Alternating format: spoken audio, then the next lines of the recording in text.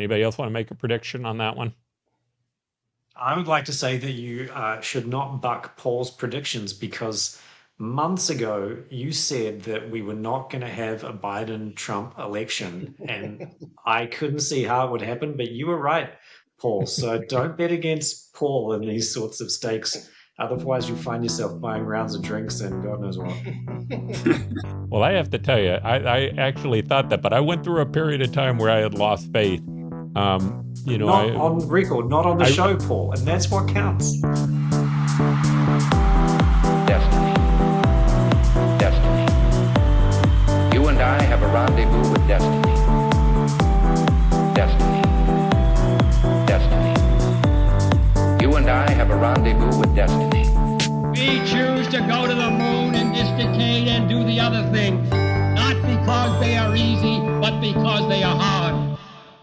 This is Paul Johnson, and I'd like to welcome you back to a new edition of New Frontiers.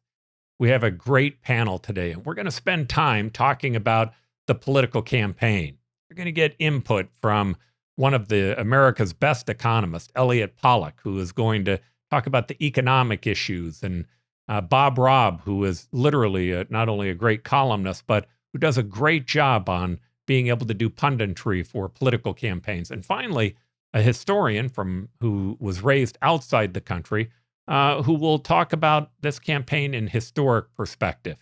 Now, we're going to hit on a variety of issues. It's going to range from the rise and fall of both candidates, what we saw happen with the Trump shooting, the failure of Trump's speech in the Republican convention, in what otherwise was a flawless convention. And then we're going to talk about Kamala Harris and where she seems to be going and the momentum that she has, but also some of the deep challenges that she has with not being framed yet.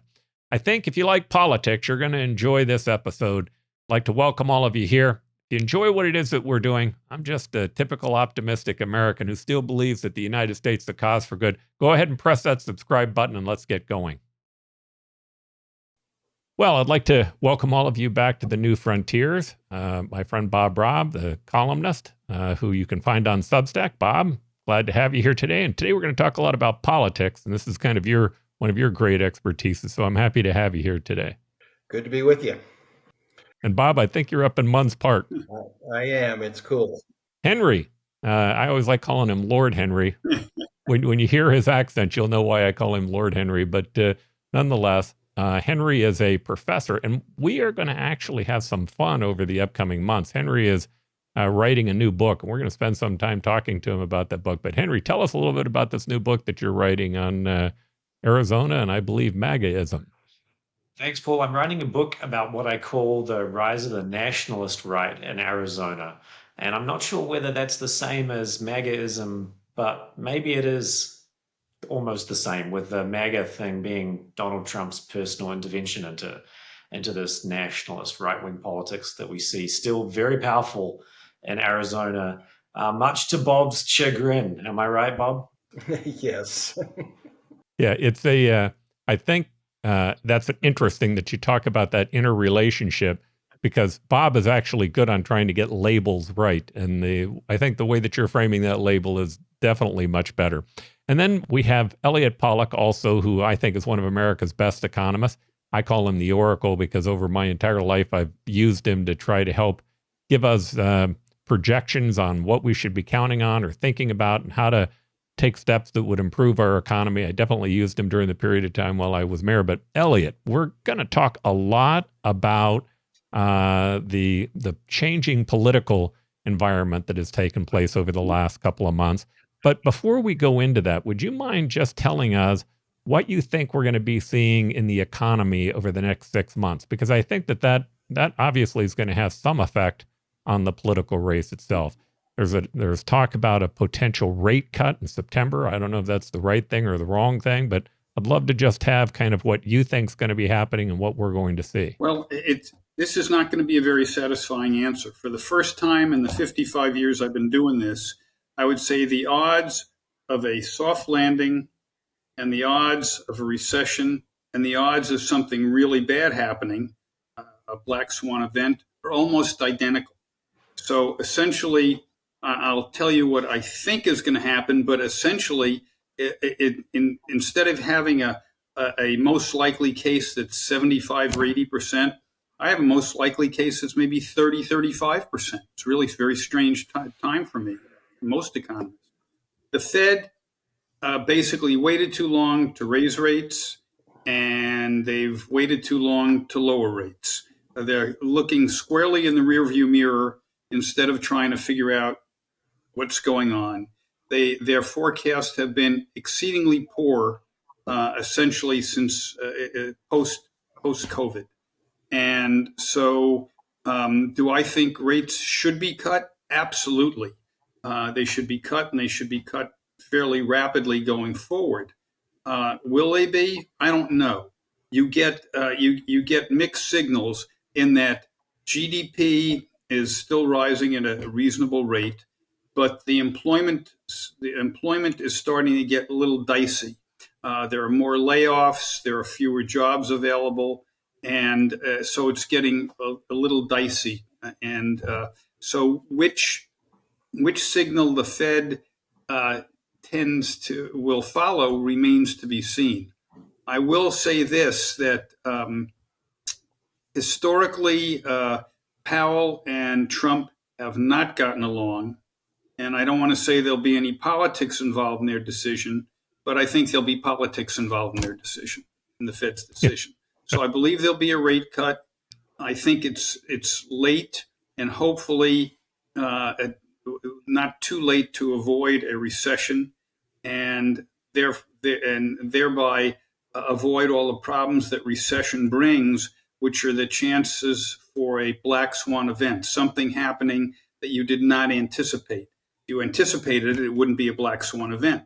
But right now, I think between now and the election, there's almost not enough time for really bad things to happen. You're going to see continued weakness in unemployment. You're not likely to get you'll get some third quarter data in October and November, but essentially the economy will still have the same feel that it does now, and that it is still growing.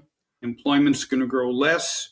And again, if you take a look at where the jobs are, virtually all the jobs over the last year have been either in things paid for by the government, like healthcare, government itself, things that are basically related to government spending, like the infrastructure bill, and even in just a little in leisure and hospitality. But basically, the government has been paying for the growth. In fact, if you take last year, all the growth in the economy was essentially financed by the deficit. In 2022, about 70% of the growth in the U.S. economy was financed by the deficit. In 2021, about 120% of the growth was financed by the deficit. So the government has basically put the economy on crack, where it's financing things at a time when, I guess Kennedy said it best.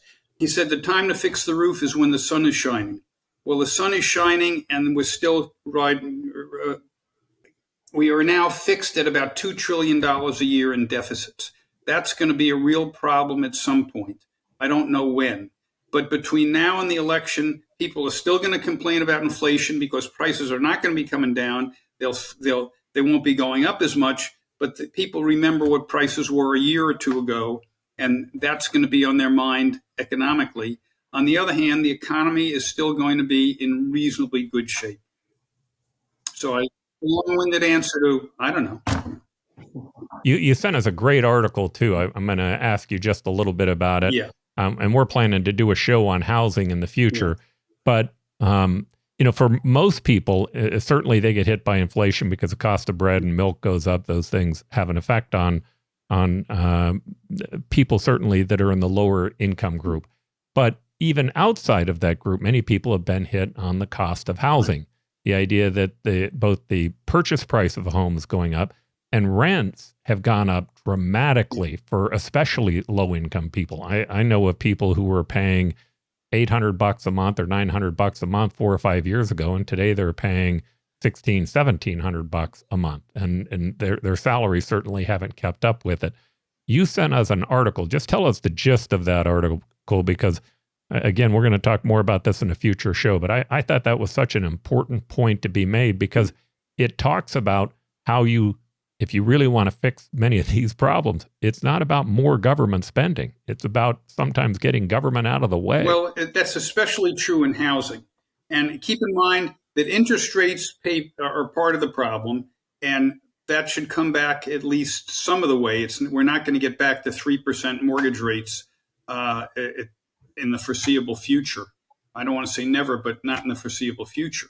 But the thing is, the housing prices are someplace 5.2 times the average income. In the 70s, it was like 2.5 times. In the 80s and 90s, it was like 3.5 times. So now you're paying so much more of your income for a house that it leaves room for little else. And because this is not because profit margins of home builders are way high. They're not. It's not because of greedy developers. It's not. It's simply because of government regulation. The time it takes to build a house, the number of gold-plated things you have to put in a house to get approvals, anything from the color of the house to the type of sprinklers. It's gotten to the point where this is a function of government. Housing prices can't come down until the government decides that it's going to stop over-regulating the housing business, both apartments and single family, and that it's going to leave people more of their money instead of taking more of their money in taxes in one form or another, and let the market work. But this is not a temporary problem for housing, although it'll be partially resolved by a decline in mortgage rates. It's a function of that housing prices, because of that regulation, have risen so much more than incomes that you're digging a permanent hole. And quite frankly, neither party, well, one is talking about less regulation, which would be great in my opinion. The other party is not. And it's just going to keep on being more of a problem. I don't want to get into too much detail, but every day you vote with your money, okay? You vote for what you think is best, and those things that you vote for tend to make money and bring more activity into that sector. Those sectors that don't win votes, people don't spend their money on them, the money's reallocated into things that people want more of. So essentially, at least the private sector tends to be a much better allocator of resources than the government. The government, basically, it's what some bureaucrat thinks you want or need, not what you think you need.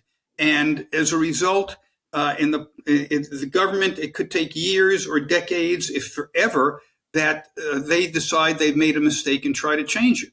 Private sector errors are far less enduring. You don't have to wait for a businessman to discover his errors, because his competitors will discover his errors for him. And so the more government you have as a percent of the economy, and it's now upwards of getting close to 50%, the less effective an economy can be. And that is happening in spades in the housing business. All right.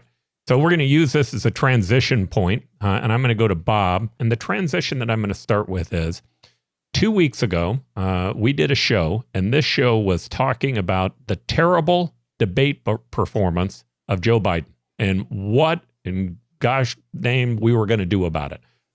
That seems now like an entire millennia ago. I mean, it's amazing to think about how short a period of time that was.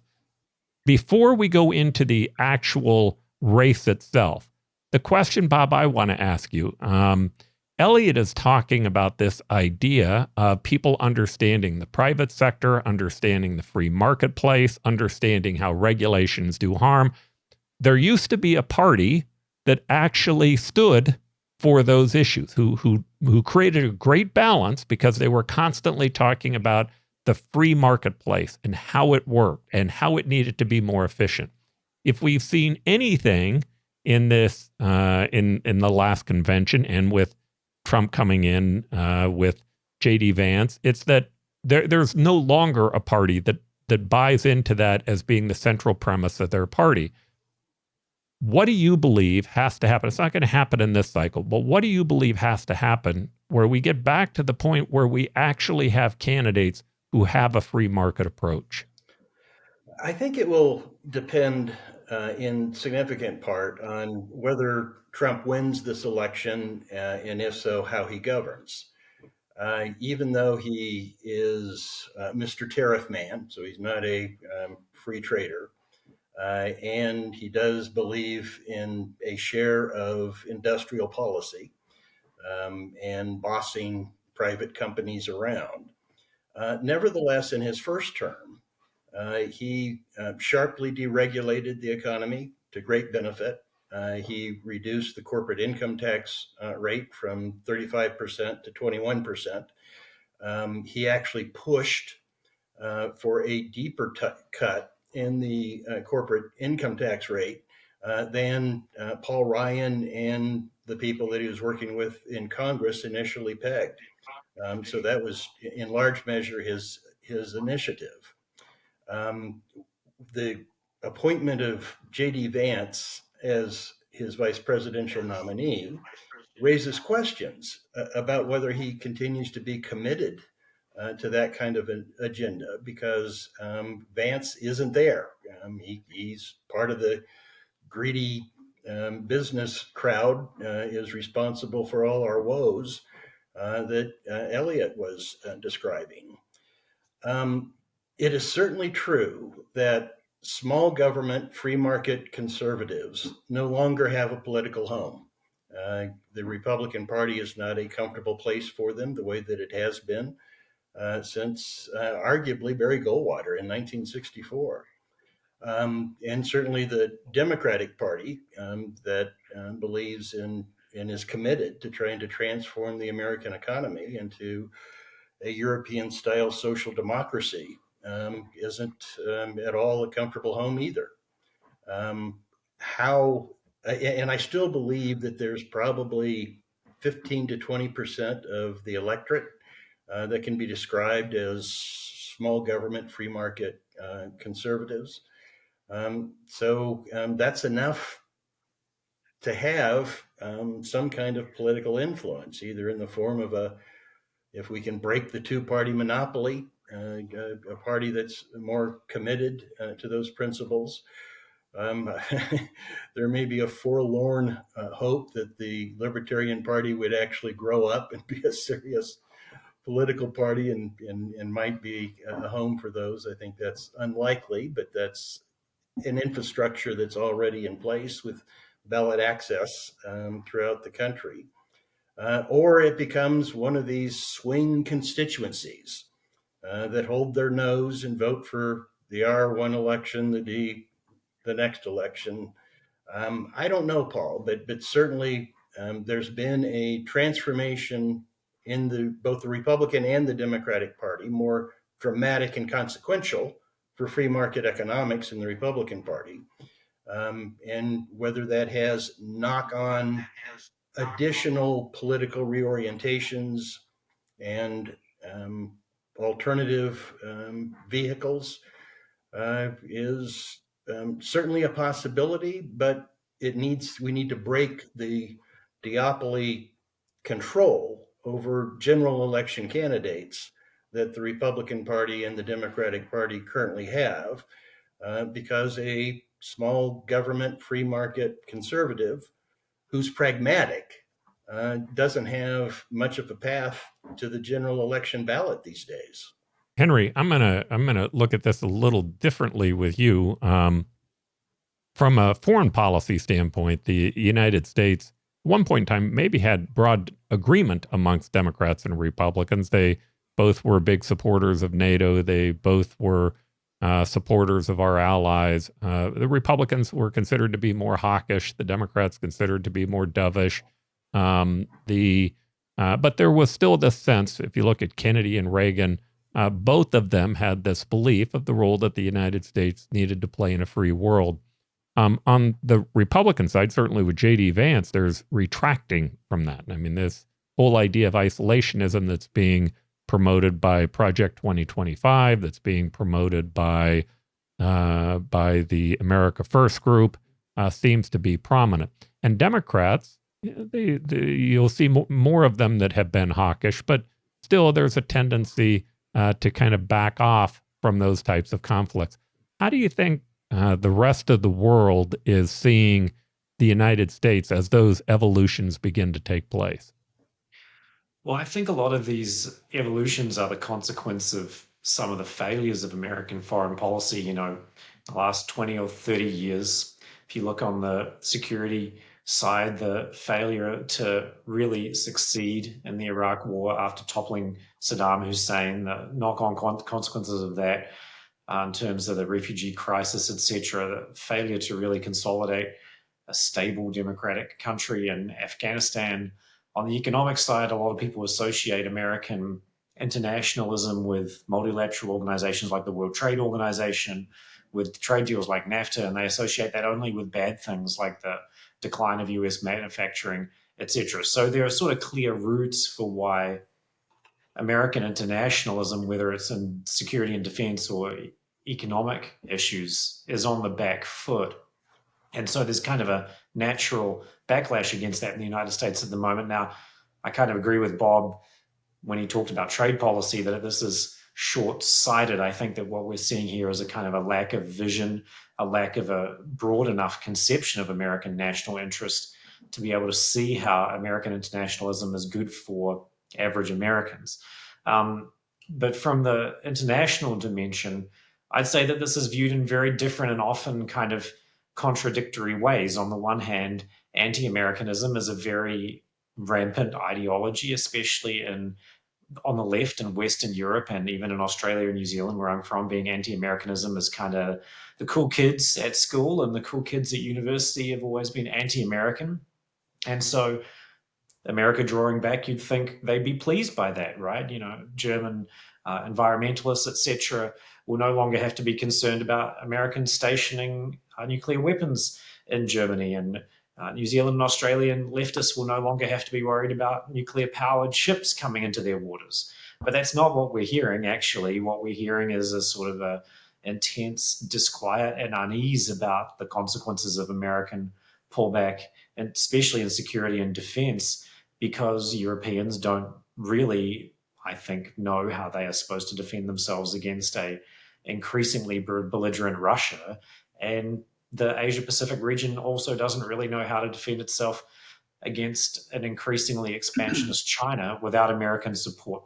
So I view this as a sort of at the moment, kind of puzzling and contradictory response to America's pullback. On the one hand, you'd think that a lot of elites who are anti-American would like it, but they don't seem to like it because I think they've grown so comfortable to relying on American support over the last 70 years. Okay, so we're going to go into punditry here for a few moments just to talk about what has happened inside the race. I'm going to give you my take on it, and I'm open to hearing different thoughts and different views as to what actually has taken place. So from the last time that we had a meeting, literally, or last time we had a show, we spent a lot of time talking about the debate. And certainly Joe Biden's debate was it was just earth-shattering. I think Bob had talked about in just a text that he had sent back to us how troubled he was by it. But it was an earthquake. And what it said was we had a guy who was in the Democratic nomination for his seat who literally didn't have the ability to pull together a coherent sentence inside of the debate structure. Probably one of the most famous lines in that debate was when Trump turned and looked to his right and he said, I don't have any idea what this guy just said, and I don't think he does either.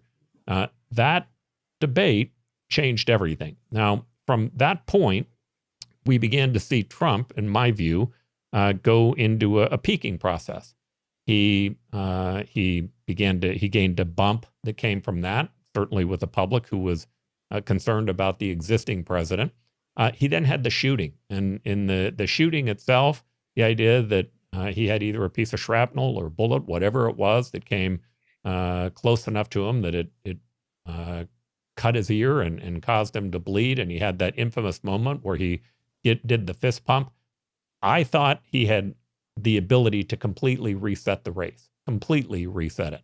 And that if he went forward into the Republican convention and utilized that as a tool to reset it, that it would make a massive difference. Now, the resetting that I thought that he needed to do was to talk about unity and maybe these divisions that we've had, some of which are his responsibility, that we could change from that we could move on from it. The Republican convention was flawless, in my opinion, right up until the end, his speech. And on his speech, what happened was, if you watched him, when he was looking to the left or the right, he sounded like he was reading because he was. That was the teleprompter speech. When he was looking directly head on, he was impromptu. He was speaking ad lib. The speech that he gave talking head on, it was a terrible speech. It was divisive. It was talking about Biden, about all the problems. But if you actually watched the speech he was reading, well, he didn't do a great job of reading it. Whoever wrote that speech wrote a really good unity speech. Right? It was exceptional. It didn't mention Biden. It didn't talk about the other side. It talked about how to pull us together. I think Bob had said, when I made the comment that this was a chance for him to reset, he said, I don't think so. He's still going to go back to being Donald Trump. Well, after that, he still had some momentum from all three of those. And then Biden drops out. Now, Kamala has seen a huge amount of benefit that came from that. She's raised about $250 million in a week, as my understanding is. She's gained 170,000 volunteers. She's now secured the delegates for the convention. There are people who are complaining about it not being a very popular process. I think probably one of them. I would have preferred it had been a more open process, and Kamala's not necessarily my type of candidate, only because, I was a Nikki Haley fan. I loved the idea that we have somebody who believed in national security and that could go for a smaller government. But in saying that, she has taken off. And I'm watching guys like Carvell, who I know fairly well. I've worked with him in past campaigns, and Axelrod, and they're kind of saying, slow down. Now, I think why they're really saying that is, if you watch Trump, he peaked at the convention, and politics has this thing about peaking. If you can peak and be unbelievable and astronomical in terms of your numbers, but if you peak at the wrong time, it doesn't help, because then you start to slide back down. She's in this process where she has so much that's going on, and she's now about to be reframed. She hasn't been framed. We don't really know who Kamala is as a Democratic candidate. We know that she was a prosecutor. We know she kind of disappeared in the Biden administration. We know she was put in charge with immigration, but it sounds like that was just for about a week, and then somebody pulled her back off. We don't know a lot about her. They're about to spend $45 million on the Republican side to reframe her, or to frame her, and tell the public what this race is about. Bob, I'm going to start with you on this one. My analysis of watching this is that both of these two candidates peaked early, and now we're going to get into this slugfest for the last 100 days that really determines the outcome of the race. I'd love your opinion on that. I agree about slugfest and it being an open question as to who's going to prevail. I think that the change between Biden to Harris has now given the Democrats an opportunity to potentially win the presidential race. However, I think Harris remains an underdog. She is fully associated with a Biden administration that the American people, by a fairly substantial plurality, believes hasn't done a good job. So she, I think, remains the underdog. And when you're the underdog, you don't slow down. You have further to go. You need to maintain your momentum. I don't think that there's a danger of her peaking too early, because I think she has still a mountain to climb. And her vice presidential choice will be highly revealing. there's no question that she has a history as a sharply progressive California Democrat. The question is whether that's part of her DNA. It certainly is what the Republicans will depict her at, or whether she is going to try to reframe herself as more of the sort of figure that Joe Biden said he was going to be and then wasn't. And her vice presidential candidate may reveal something about that. And what she says on the campaign trail, she has a chance. She's not tied to her past the way that Biden was. She has an opportunity to suggest that she's going to not go in a California Democrat progressive path, that she is going to be more moderate, more centrist. Whether she, will want to do that, because she has so far appealed to the base. That might be what she was doing to try to lock up the nomination, which she did successfully. And B, it may not be who she is. But I think that there is a path there, and even a path if she remains the California progressive, because now you have a chance to make this campaign more about Donald Trump, who he is, what he did. And she has a chance to make that case that in a way that Biden had lost the opportunity to make it. Elliot. I hope Bob is right. I basically, what this did is it gave the Democrats a do-over, okay? And it gave the Democrats a do-over for both president and vice president. And on the other hand, Trump didn't get a do-over. I'm not sure he would have picked J.D. Vance had Biden not been his opponent. In fact, I'm pretty sure he wouldn't have. He would have needed other things. I agree. And Nikki Haley would have been perfect. But it is what it is. I also am not as optimistic about Bob, about our trusty Democratic candidate proving not to be socialist. She, in her initial speeches, all she did is promise everything to everybody for free. Okay, literally free healthcare, free education, free this, blah blah blah blah blah. Never talking about anything but where it's going to come from, which is the rich, quote unquote. Even though the rich pay almost twice as much in taxes as their percent of the income. In fact, the tax system is highly skewed. The top 50% pay 97.5% of all income taxes. The bottom 50% pay 2.5%. In fact, the bottom 40% actually get money because of refundable tax credits. That's neither here nor there. The economy can't afford a government that needs to do something with defense, that needs to do something to basically continue meeting the promises that the Democrats are making. This, to me, is a make it or break it election, quite frankly, in which way the economy is going to go. I believe that another 4 years of somebody who is going to be big on giveaways is going to put us in a bad position because we will not have fixed the roof when the sun was shining. Deficits are going to be a problem at some point, and that we are not going to be able to have both guns and butter anymore because of that. And I think in the long run, it puts us in a bad situation. How people react to that message is going to be interesting. I think that the bottom 50% of the population is going to be more interested in free stuff than it is about how is this going to work and how much are you going to take away from the productive capabilities of the U.S. economy by taxing those people who create the wealth to fund that type of those types of endeavors. I'm mortified, and I'm wondering if the Republicans shouldn't have a do-over as well. Yeah, I'd love to give them a do-over. You know what I've been wondering? Like, they've spent millions of dollars on that, on those "Let's Go Brandon" flags. What are they going to do with those things, right? I mean, you probably get them at a discount to a local hardware store. I hope they recycle them responsibly. That's all I hope, guys. All right, Henry.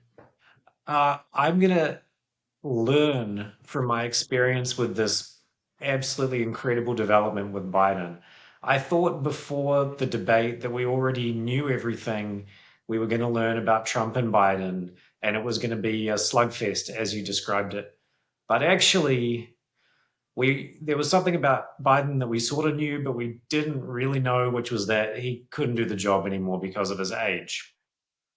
The difference to Harris is we also know a lot about her. And I think that her fundamental flaw, like Biden's age, is going to come out in the next couple of months. And I think the fundamental flaws are A, that she was Joe Biden's vice president, and Joe Biden is very unpopular, and his administration is unpopular. And B, she's just way too far to the left of the average American voter. I think it's very simple.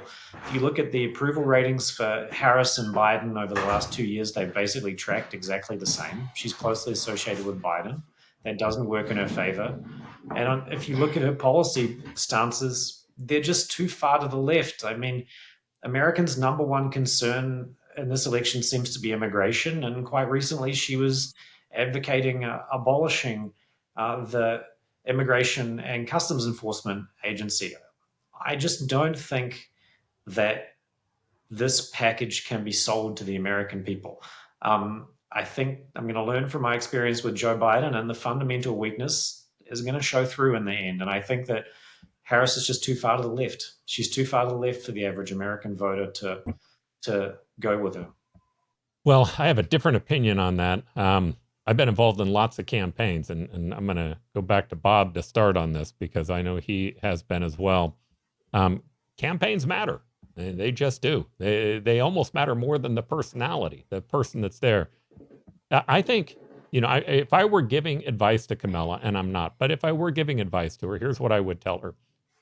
You don't win campaigns through parochial campaigns anymore. The idea that you pick Mark Kelly to be your vice president does not deliver you Arizona because he's the senator from Arizona, right?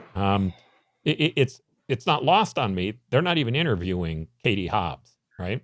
Why aren't they interviewing Katie Hobbs? My personal opinion on that is they're not interviewing her because she doesn't do anything for independence. She's been a very, very partisan governor who, even as Secretary of State, did very little to extend herself out to the independent vote. Mark Kelly's done more of that. The idea that he was an astronaut, that he served as a combat pilot, the idea that he's been more moderate on some policies, certainly not as much as Kirsten Sinema was, but those things create some advantage that speak to the 35% of the voters who are independents. Now, more important than that, more important in my opinion than VP, we'll talk about VP in a moment, but it's what do you say? So as an example, let's go to Bill Clinton and Barack Obama. Bill Clinton had this soldier sister moment. Everyone had this belief with Bill Clinton that he was sold out to the extreme interests inside of his party. He goes to the not the Concord Coalition, but the Rainbow Coalition, and he gives a speech to them where he criticizes very harsh comments that were made by Soldier Sister that were racist. She was a black rap star, and she had made some very, very negative comments, and he held her to task for that. Now, what happened was Jesse Jackson attacked him, which is exactly what he wanted, because it said to the voters, hey, I have the willingness or the ability to bow my back to the extreme interest. Barack Obama did the same thing. If you watch Barack Obama, he never during the time he was campaigning played the victim card. He played the card about hope. Now, if you look at his background, I mean, I would argue he was much more liberal as a senator and his background than Kamala was during her period of time and as a prosecutor and others. But it didn't matter. The campaign, he had the ability to frame himself. If I were telling Kamala what to do, I would say, hey, start by following the two examples of you who have won. Begin with this. Find the excesses in your party. Find what they are. Find what groups or individuals or people who have done who have been excessive in in their policy and hold them to task for it.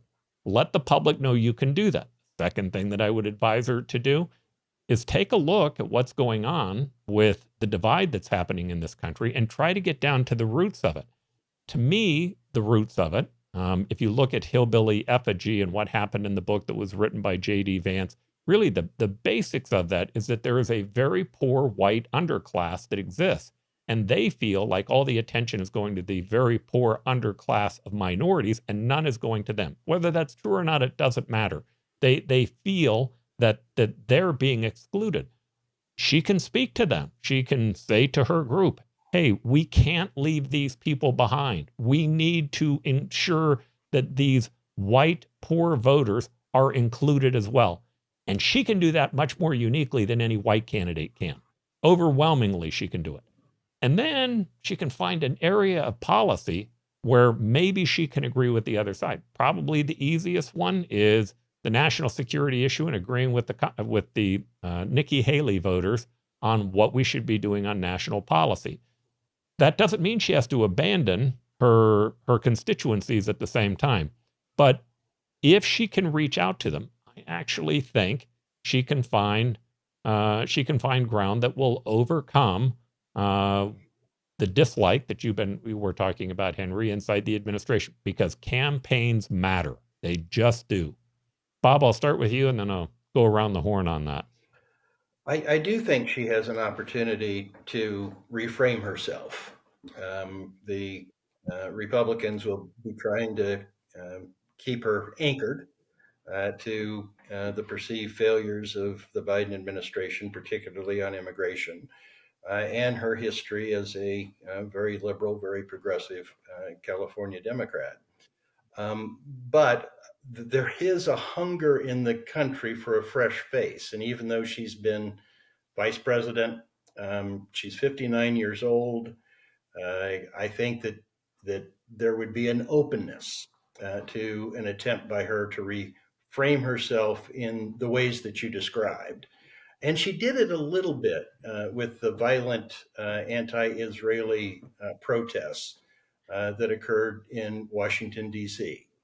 So she has shown some willingness to do that. I think she has an opportunity if she wants to be aggressive with respect to support for Ukraine, to create a sharp point of division on the kind of national security issues that you were describing. And I think there would be a willingness to have a suspension of disbelief if she did try to reframe herself. I just don't know whether she wants to. I don't know if she there's a part of her that's saying, gee, I want to be the fulfillment of what the Biden administration had started, the way that Joe said that he wanted to be. And you hear a lot of that. And there's just this lack of acceptance of reality among Democrats as to how unpopular the Biden administration has been on policy. Yeah, and Bob, what you're saying, and I'm going to go to Henry on this.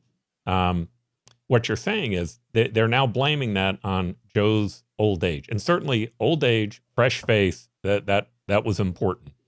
But thank God there are people inside this country who are saying, "Hey, I'm not looking for more. I'm still looking for a government that works." To what Elliot's point was a moment ago. What I think is happening with Kamala, though, is I've watched this before. I've been involved in 3 presidential campaigns very close to the people who were running. You get high on your own supply, right?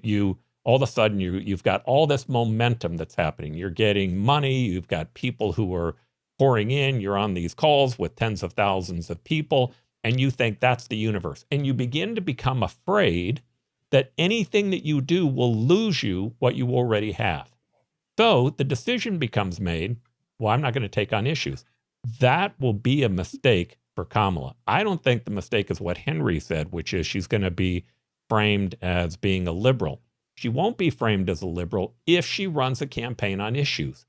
Right now, it seems to me as if they're avoiding issues other than the abortion debate. Right? Then abortion certainly important and it needs to play a role in the campaign, but it can't be the only issue for someone running for president. If she doesn't frame herself, the other side's going to spend $45 million and they're going to frame her.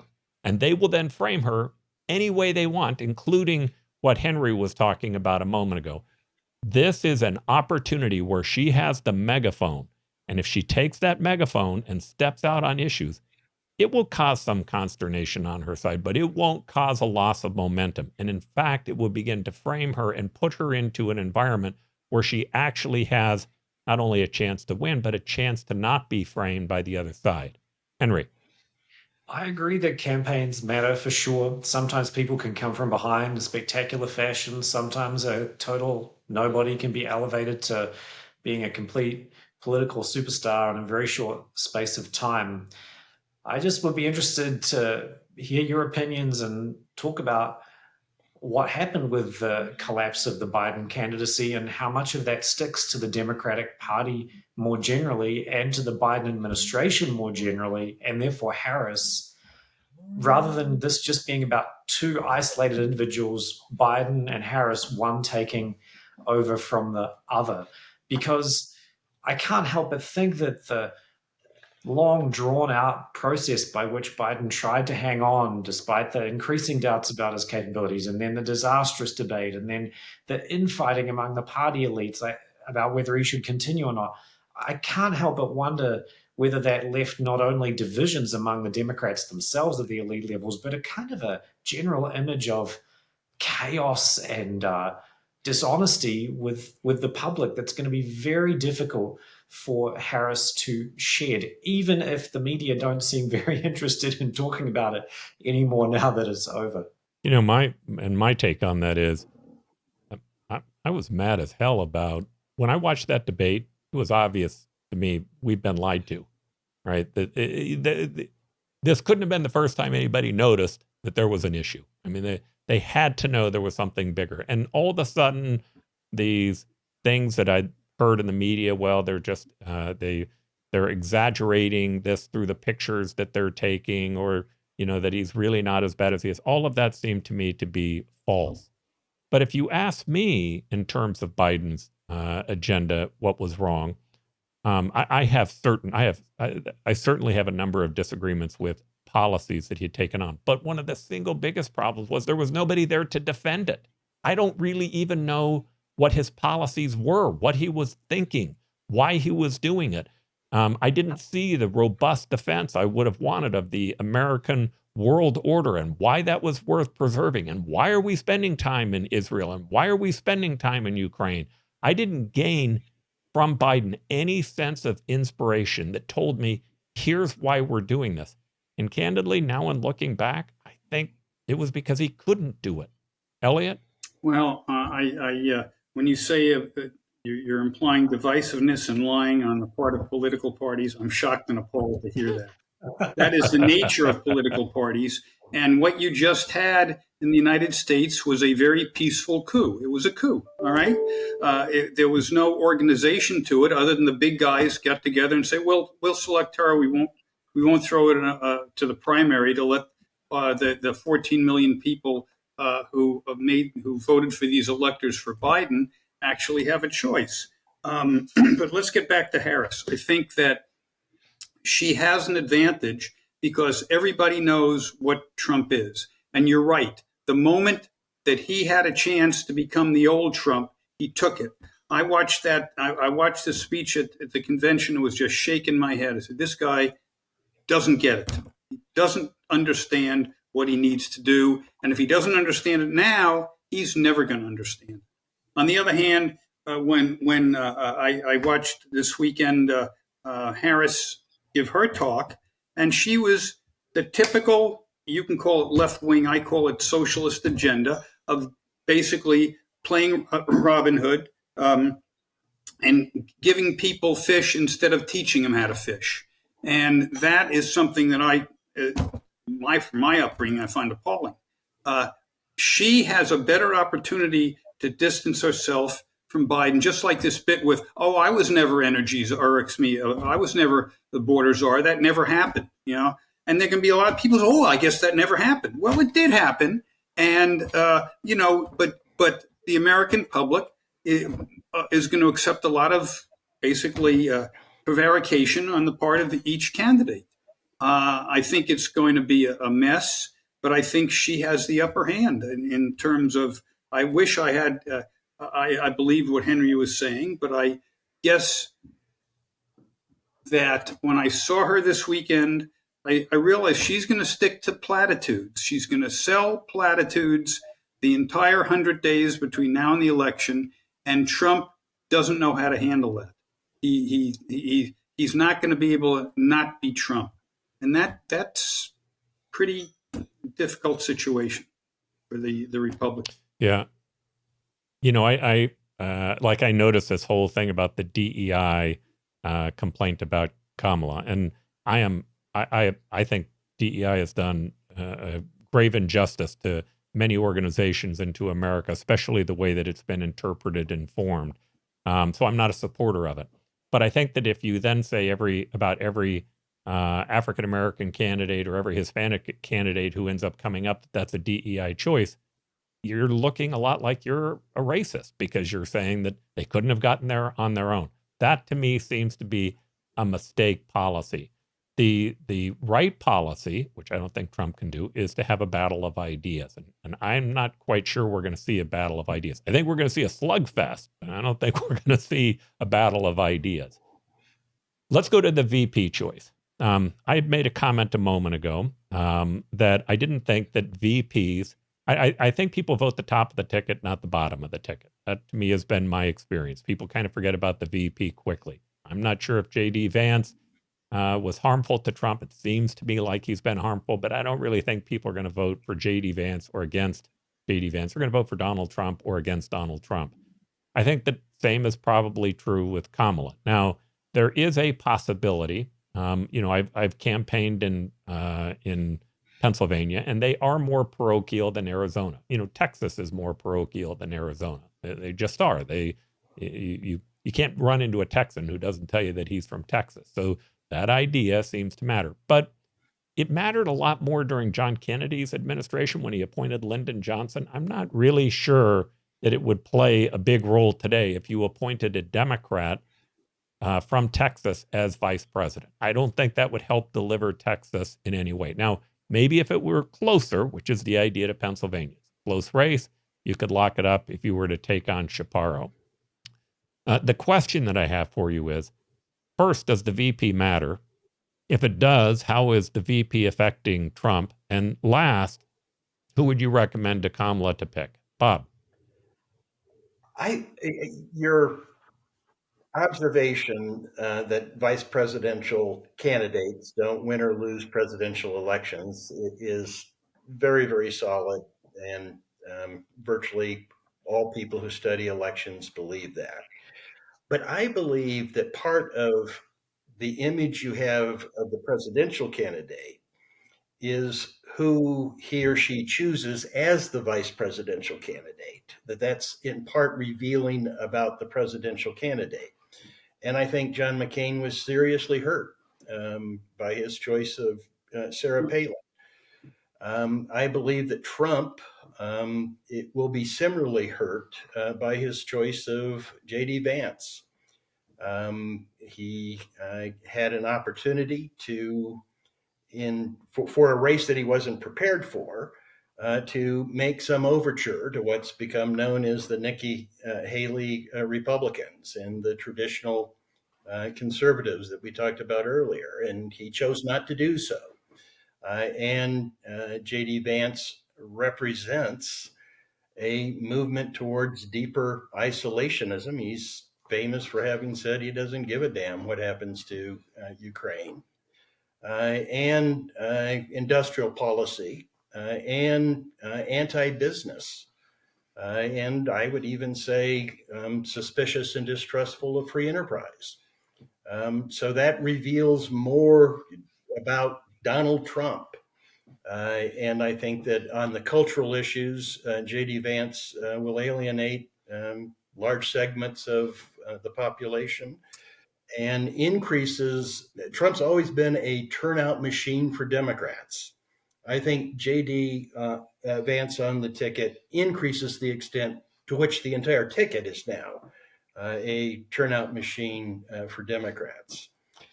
I think that Harris has an opportunity, and the people that she is rumored to be vetting would fit into this category of trying to broaden the sense that she's a California progressive liberal, that she has that she has a view of a broader party than that.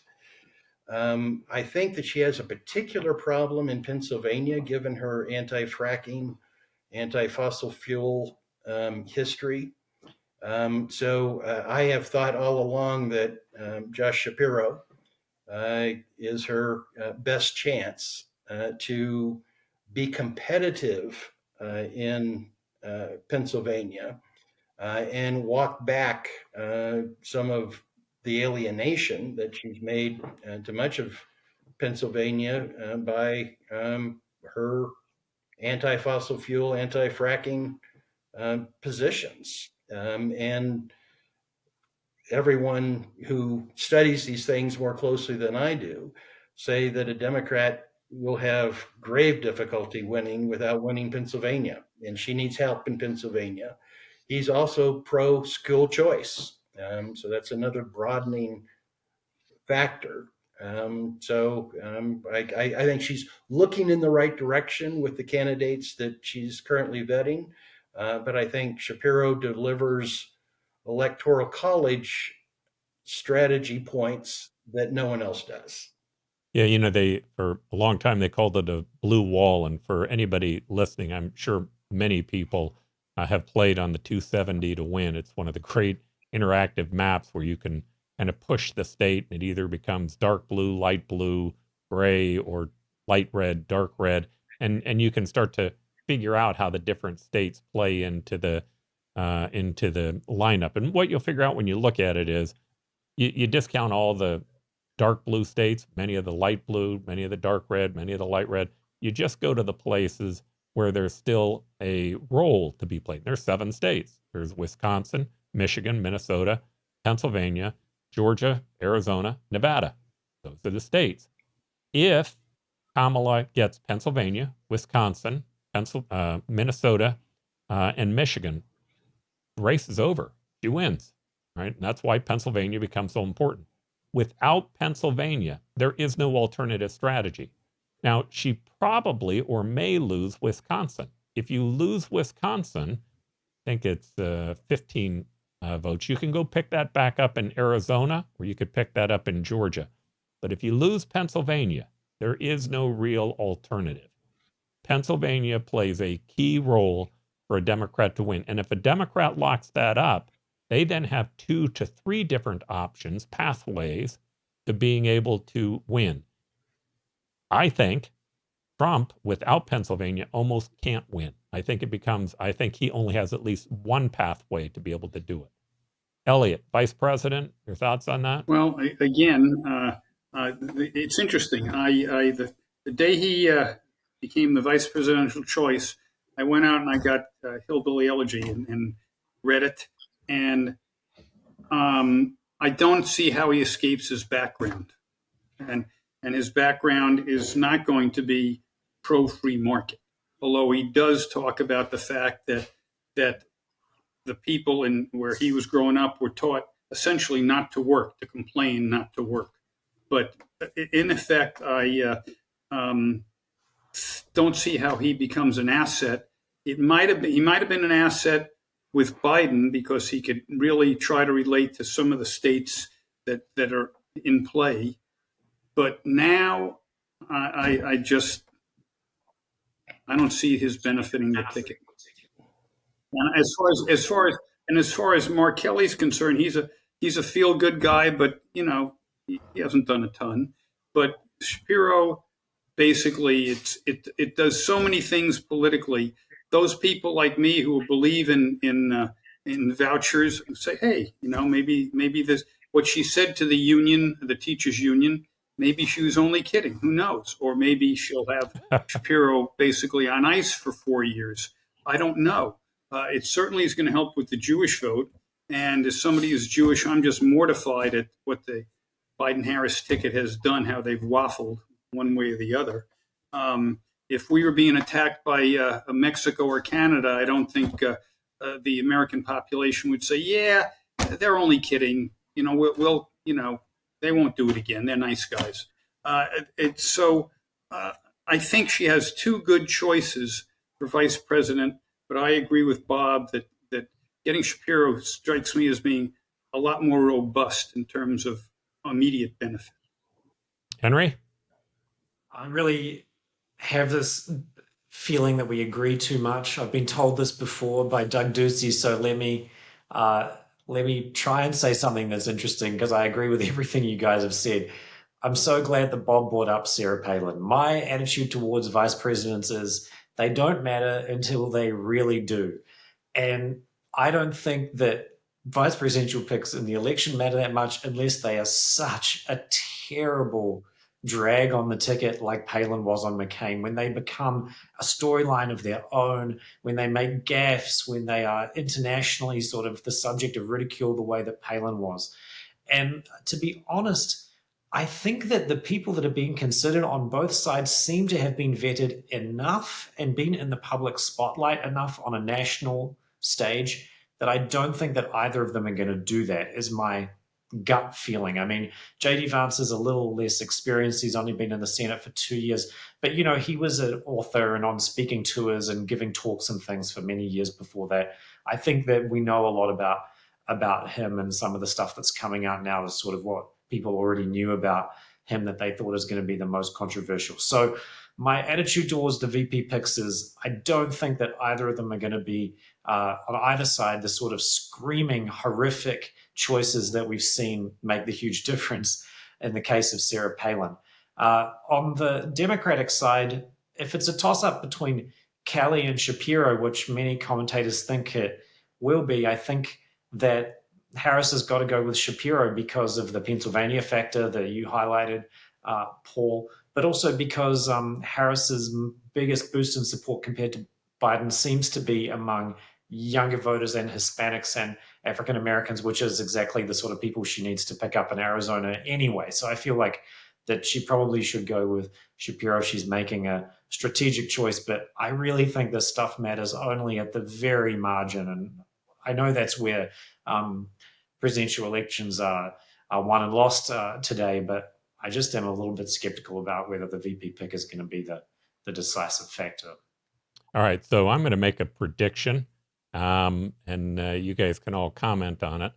I do think she should pick Shapiro. I think that is the ideal choice for a variety of reasons, delivering Pennsylvania being the single most important one. I also agree with Elliot. I think it says that Shapiro says that the Israel issue is okay, but I think that's the reason she's not going to pick him. I'm going to make a bet on that. My bet is that group that doesn't like him is having an impact, and I'm going to bet he's not the guy. I'm going to bet that it ends up being Kelly. I also, while I think that Kelly has been fairly moderate on many issues, I think Shapiro would have been a lot better on the issues like school choice and others that say that the party can be a party of ideas. We can debate things. We can have discussions on things. We can have disagreement on things. It's okay to disagree on whether or not you should have vouchers, charter schools, or public schools only, although charter schools are public schools. But nonetheless, it's okay to have that debate so long as everybody's wanting to try to make certain we're getting a better education for our kids. The idea that we say, no, if you're a supporter of charters or if you're a supporter of vouchers, you're out, to me, that is a ridiculous line for us to draw. But I do think that those lines are causing and cause Shapiro a problem with actually becoming the nominee. So my prediction is I think it's actually going to be Kelly. And with that, he's a good man. I like him. I just think that Shapiro would have been a better bet. Anybody else want to make a prediction on that one? I would like to say that you should not buck Paul's predictions, because months ago you said that we were not going to have a Biden-Trump election, and I couldn't see how it would happen, but you were right, Paul. So don't bet against Paul in these sorts of stakes Otherwise, you find yourself buying rounds of drinks and God knows what. Well, I have to tell you, I actually thought that, but I went through a period of time where I had lost faith. Not on record, not on the I show, Paul, and that's what counts. yeah, On the yeah, show, you were right. yeah. It's a and it's funny because I felt bad for Biden in the end. I really did. I felt bad for him because he has a whole career and a life, and I recognize that he felt this, but I find this to be true with politicians, and I was one, so I'm not putting myself in any different a category. Far too often they think about themselves and not think about the greater interest. And the greater interest was definitely served by Biden stepping down. I wish it would have been an open process, but even not being an open process, you have a real choice today. You're going to have two candidates who are vastly different in 100 different ways. Anyway, so last comments. Any other predictions besides VP that any of you might want to make? I'm going to start with you, Elliot, and then I'll work my way around the horn. No, I'm just sitting here as an observer waiting to see what happens. Every day is something new, and I want to see how the candidates, well, we know what Trump is. I think I know what Kamala Harris is, which is basically pretty progressive, as you would put it. I want to see how she dances out of some of the corners, and like she did with the immigration czar. I mean, she's reinventing herself and trying to distance herself from her past. And I'm just going to be fascinated as how if $200 or $300 million can get that accomplished. It's amazing what $250 million can do. Anyway, Henry. In such a crazy month, I'm hesitant to make any predictions. It could be we have another do-over. It could be we have another, God forbid, assassination attempt. Who knows what's going to happen? I hope that we don't have any terrible stuff happen. I'm not going to make a prediction. I'm going to express my hope that everything runs smoothly and peacefully for the next 100 days. Bob, not only predictions, would you mind giving us your political analysis on what happens, not to the country, but politically, if either candidate wins? What happens politically, the Republican Party and the Democratic Party, if Trump wins? What happens to the Republican Party and the Democratic Party if Kamala wins?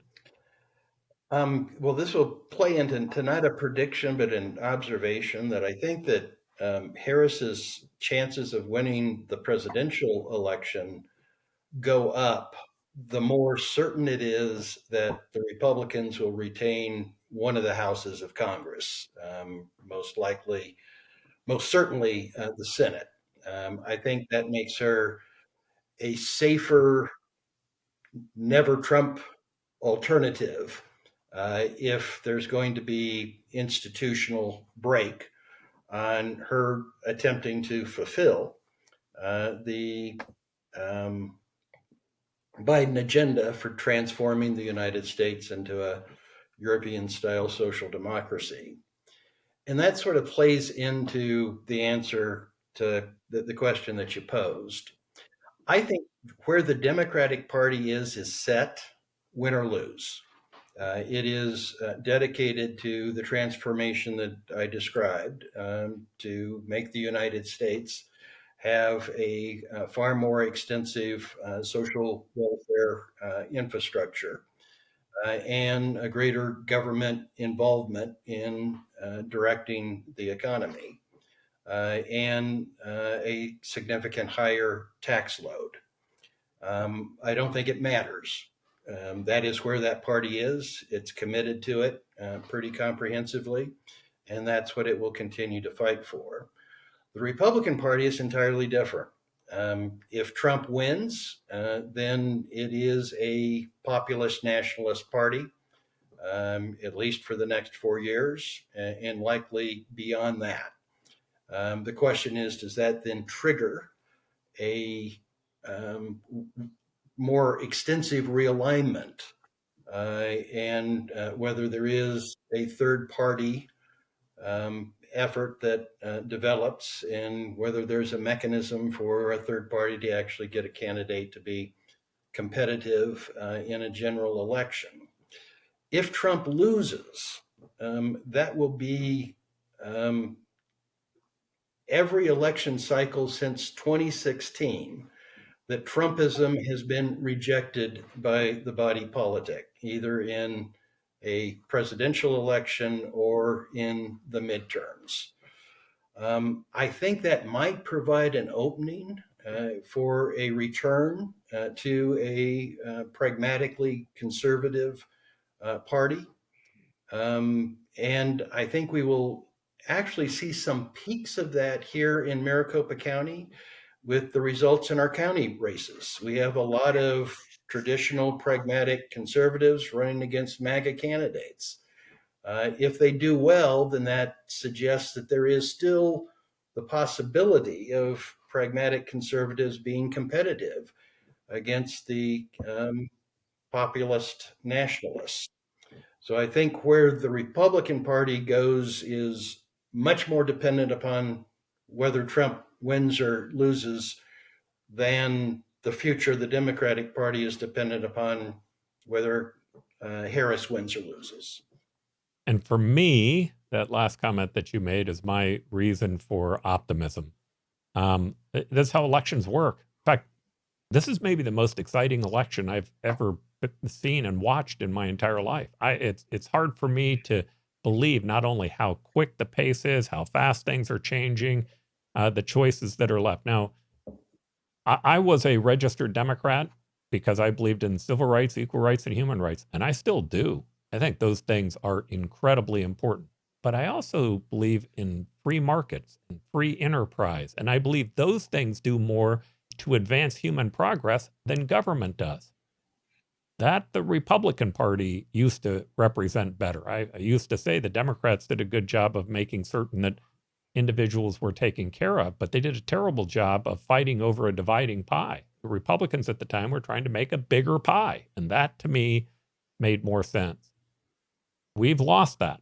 I'm certainly a supporter of the American world order because I think that it's advanced, the world is advanced, and people are advanced by free markets and free enterprise. What I'm encouraged by is the fact that we now have a choice. It's also obvious that we don't have a choice on many of the ideas that the four of us support.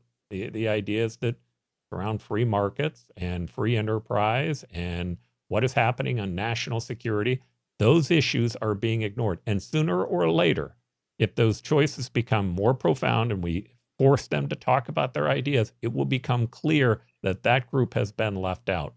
And eventually, either one of the two parties will try to attract them in, or something will happen with the independent cause that will make a difference. I spoke about earlier the idea that what I liked about Kelly was we're running an open primary in Arizona, and the governor hasn't been much of a supporter of ours, but Kelly has been. Kelly has been. He hasn't endorsed it, but he's been willing to meet with us and talk to us, and he's open to the ideas and willing to listen.